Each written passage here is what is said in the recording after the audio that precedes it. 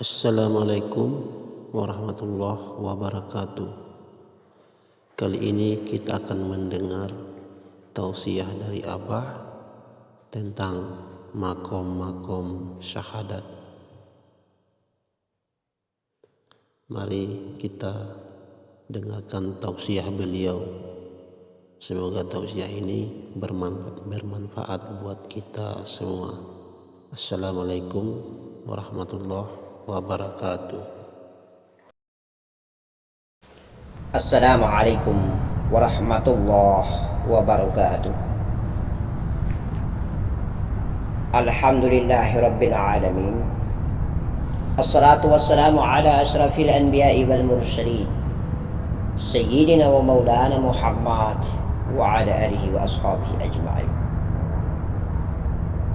Ya Sayyidi, Ya Sayyidi, Ya Sayyidi, Ya Rasulullah, Ya Nabi Allah, Ya Mustafa. Allahumma salli wa sallim wa yubarik ala Sayyidina Muhammadin wa ala Sayyidina Muhammad. Wa la hawla wa la quwwata illa billahi al-aliyyil azim. Ashhadu an la ilaha illallah wa ashhadu anna Muhammadan Rasulullah. Syahadat, bersaksi. Aku bersaksi tiada Tuhan yang disembah kecuali hanya Engkau ya Allah. Lalu Allah pun bersaksi dan bersyahadat. Dan aku bersaksi bahwa Engkau adalah Muhammad Rasulku, utusanku. Allahu Akbar walillahil hamd. Pertama, makom terendah. Kita belum mengenal diri. Kita belum tahu apa-apa. Maka kita berpikir bahwa zahir inilah yang bersaksi. Zahir inilah yang berucap, aku bersaksi tiada Tuhan yang disembah kecuali hanya Engkau ya Allah. Kemudian zahir ini pun menjawab, aku bersaksi Engkau adalah Muhammad, utusanku. Zahir ini dalam ucapan yang hampa, dalam ucapan yang tidak bermakna dan tidak berilmu, hanya sekedar melantungkan ucapan, menghabiskan kalimat dan kata-kata, kemudian tidak pernah memaknai apa yang diucapkannya. Maka inilah tanda zahir yang belum pernah mengenal, yang membuat dia mengenal, yang membuat dia mengucap dan berkata-kata. Zahir yang belum pernah mengenal dirinya. Dia hanya tahu menghabiskan, menggugurkan kewajiban. Dia hanya tahu melaksanakan perintah, tetapi tidak memaknai, tidak memiliki ilmu tentang perjalanan apa yang diperintahkan atasnya. Maka ketika dia bersyahadat, dia tidak pernah faham apa makna syahadat itu, apa makna kesaksian itu, siapa yang disaksikan dan siapa yang menyaksikan. Kemudian dia belajar mengenal diri, naik makom yang berikutnya. Maka ketika dia naik makom berikutnya, dia mulai belajar mengenal diri bahwa di balik zahirnya ini, di balik jasadnya ini ada jiwanya. Ada jiwanya yang menggerakkan mulutnya sehingga berucap asyhadu an la ilaha illallah. Maka dia mulai mengenal dan mengetahui ada bunyi dan suara yang menggerakkan. Ada peranan yang begitu penting di balik raga wadak jasad yang mati ini. Di balik bangkai ini ternyata ada yang berperanan menggerakkan, sehingga hadir bunyi, sehingga hadir ucapan kata-kata dan kalimat. Maka ketika zahirnya mengucap asyhadu an la ilaha illallah, ada sir suara dari dalam mengatakan wa asyhadu anna Muhammadar Rasulullah, dan aku bersaksi yang Engkau adalah Muhammad Rasulku. Maka itu menunjukkan bahwa Allah telah menjawab. Zahirnya berucap sebagai hamba, bersaksi Allah tiada Tuhan yang disembah kecuali hanya Allah yang pantas disembah. Kemudian Allah berada di balik jiwanya, berada di balik napasnya menjawab, engkau adalah Muhammad, adalah Rasulku, utusanku. Wa asyhadu anna Muhammadar Rasulullah. Syahadat Allah, syahadat Rasul terjawab, terjadi, tercipta. Kemudian naik makom yang berikutnya lagi, ketika dia belajar zikir nafas, hatinya sudah mulai sholat, nafasnya sudah mulai sholat, tenggelam nafas itu. Ketika tenggelamnya nafas atau jiwa ke dalam nur Muhammad, terjadi lagi syahadat itu, kesaksian itu, di mana hanya ada suara yang halus dari jiwa dan nafas mengatakan asyhadu an la ilaha illallah. Maka ada bunyi suara yang muncul dan nampak yang lebih halus daripada suara nafas itu sendiri. Wa asyhadu anna Muhammadar Rasulullah.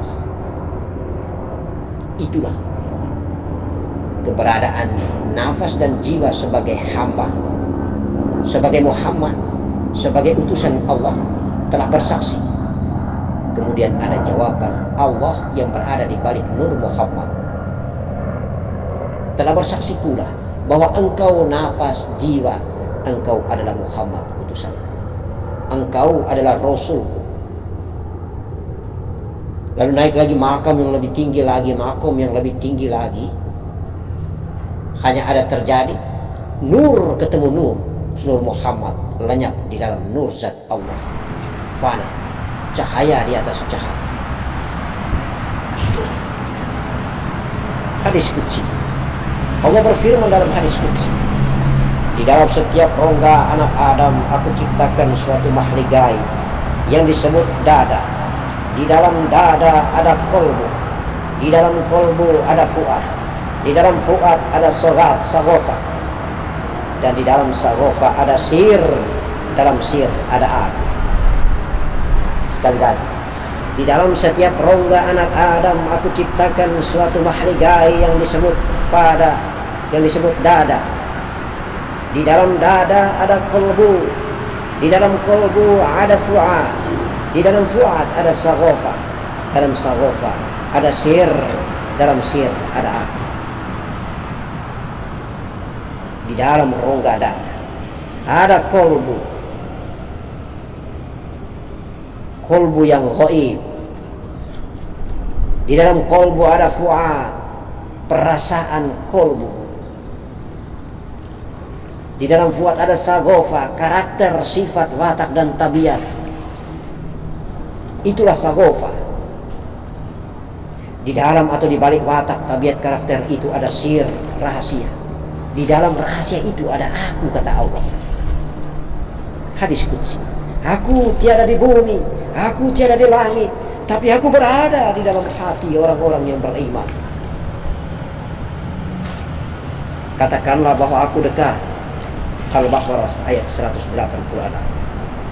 Bahkan aku lebih dekat daripada urat leher.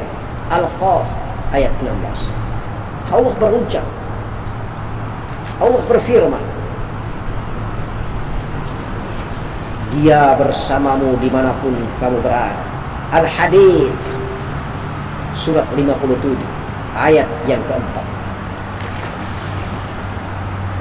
Kami telah mengutus seorang utusan dalam dirimu. Sekali lagi, kami telah mengutus seorang utusan dalam dirimu. At-Taubah ayat 128. Dalam dirimu, apakah engkau tidak memperhatikan? Az-Zariyat ayat 21. Tuhan menempatkan diri antara manusia dengan kolbunya. Al-Anfal ayat 24. Sekali lagi, Tuhan menempatkan diri antara manusia dengan kolbunya. Al-Anfal ayat 24. Dalam diri manusia ada cahaya yang maha melihat. Al-Qiyamah ayat 14. Dalam diri manusia ada cahaya yang maha melihat. Al-Qiyamah ayat 14. Allah akan membimbing dengan cahayanya kepada cahayanya bagi siapapun yang Dia kehendaki. An-Nur ayat 35. Allah akan membimbing dengan cahayanya kepada cahayanya bagi siapapun yang dia kehendaki. An-Nur ayat 35. Lillahi masyriq wal maghrib fa aynama fasamma wajhullah. Timur dan barat adalah milik Allah. Kemanapun engkau menghadap, di sanalah wajah Allah. Timur dan barat adalah milik Allah. Kemanapun engkau menghadap, di sanalah wajah Allah. Al-Baqarah ayat 115. Begitu terang benderang Allah berfirman, Allah berucap, Allah menegaskan dirinya dalam firman hadis qudsinya maupun firman kitabullah Al-Quranul Karim 30 juz 6.666 ayat. Allah, Allah. Tidak lagi kita mengejar dan mencari mengunjunginya dalam keadaan berlari. Tidak lagi kita mendatangi Allah dalam keadaan kita berpikir mengejar ujung bayang-bayang di balik angan-angan. Mari kita duduk membentuk titik daripada huruf ba. Kita akan temukan dia tiada tetapi ada. Dalam keadaan bertafakur, dalam keadaan kita merajuk masuk tenggelam ke dalam diri, bukan kita membuka mata kemudian kita mengejar ujung bayang khayalan dan fantasi. Allah bukan bayangan dan fantasi. Allah bukan kita sembah dalam wujud nama asma alif lam lam ha. Allah bukan kita agungkan dan kita puji karena keberadaan dan eksistensinya sebagai huruf alif, huruf lam dan huruf ha. Apalagi tertulis dan tertampak. Allah memperkenalkan dirinya dengan bunyi dan suara. Allah hanya memperkenalkan identitasnya dengan huruf. Tetapi Allah tidak pernah memberikan perintah kepada kita untuk menyembah dirinya sebagai huruf, dirinya sebagai bunyi, dirinya sebagai suara. Mari kita tatap dan kita pandang.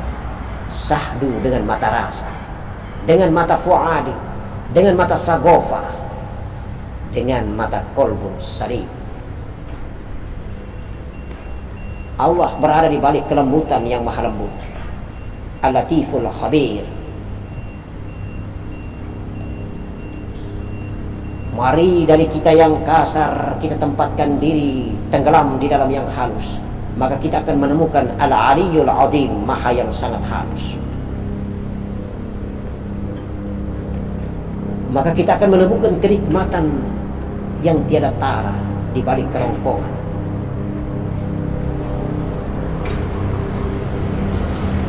Hanya yang maha halus yang kita sembah. Hanya yang tiada tetapi ada yang kita sembah. Dan dia berada di dalam hati orang-orang. Hati itu berada di dalam diri kita. Dia telah mengutus utusannya, cahaya yang berada di ubun-ubun kepala dalam ruang alam hampa.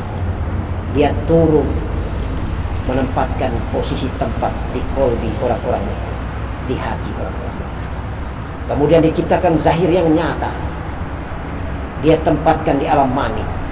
Kemudian alam mani ini bergaung, bergelimang di alam bumi, naik kembali ke atas, bercampur pula dengan ruh diri ini, menempatkan posisi di tempat yang sama bernama kolbi. Maka terciptalah profil manusia dalam memiliki dua potensi, kecenderungan positif, kecenderungan negatif. Kecenderungan yang baik itulah ketakwaan, dan kecenderungan yang buruk itulah nafsu. Hanya ada dua nur yang akan bercampur, yang akan membasmi melalui zikrullah, melalui tafakur ilallah, melalui an-nafs. Kita akan membasmi hawa bumi, nafsu bumi. Kita mendapatkan nafsu rabaniyah, ilham rabaniyah, cahaya rabaniyah yang berasal dari ubun-ubun kepala. turun bertemu dengan nur jasad dari bumi, bertemu di kolbi.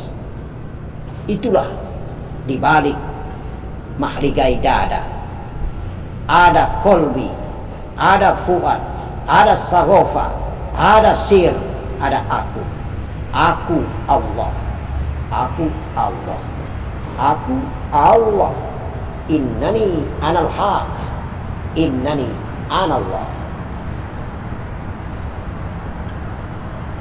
Itulah tempat makom kedudukan syahadat Allah, syahadat Rasul. Jasad bersyahadat, Allah di balik jiwa membalasnya. Jiwa bersyahadat, Allah berada di balik Nur Muhammad menjawabnya. Nur Muhammad lenyap dan fana, bermusyahadah tiada tetapi ada dalam zat nur zat Allah. Allahu Allah, Allahu Alif, Allahu Assalamualaikum warahmatullahi wabarakatuh.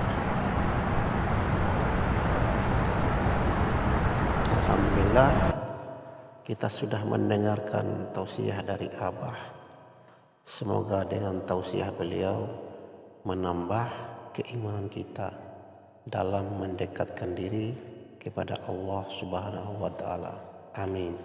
Assalamualaikum warahmatullahi wabarakatuh.